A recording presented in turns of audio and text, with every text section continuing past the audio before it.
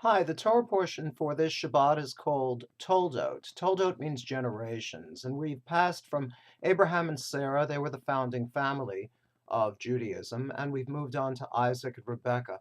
Isaac is pretty much of a passive character. His character was really destroyed when his father almost sacrificed him at the Akedat Yitzchak, the sacrifice of Isaac. And I would consider him pretty much destroyed by the post-traumatic stress disorder. I mean, you're growing up and your father says, I love you. And then for no reason, his father takes him one day and tries to sacrifice him to this mysterious but very demanding God. So Isaac really kind of fades into the background. His wife Rebecca, on the other hand, is definitely the most dynamic of all the matriarchs. She is given the privilege, the right to decide if she wants to be married to Isaac. She never meets Isaac because the idea, the belief of romantic love, the idea that you have to fall in love, pick out someone and date them for a while and then fall in love with them is really a 19th century notion. I suppose it comes from France. All the really good romance comes from France around the Romantic era. So we're talking about the early 1800s. All the Romantic poets, Byron, Shelley, Keats, and so on, they're the ones who really popularized this sort of thing. But around the time of Isaac and Rebekah, it's more or less a deal that's worked out by a shidduch, by a match made by a matchmaker, in this case Eliezer, who is helped by God. And he brings her back, and Rebekah meets Isaac for the first time. He's wandering in the field, something we ran into at the last week's Torah reading. And of course, the rabbis would like you to believe what was he, after all, doing in the field? Well, he was inventing mincha, of course. He was davening mincha.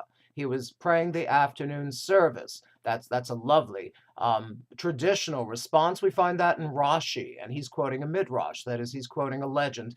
But I think many modern commentators, myself among them, would say, poor Isaac, he's pretty much of a luftmensch. He doesn't have to work for himself. He's born with a silver spoon in his mouth, or perhaps a silver shepherd's crook in his hand, because he's handed the family business. He's a shepherd.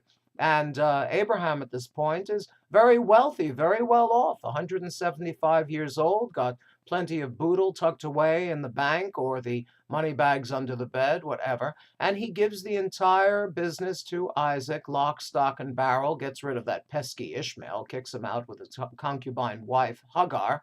They're tossed out into the wilderness. They do all right for themselves, but he's gone. He's history.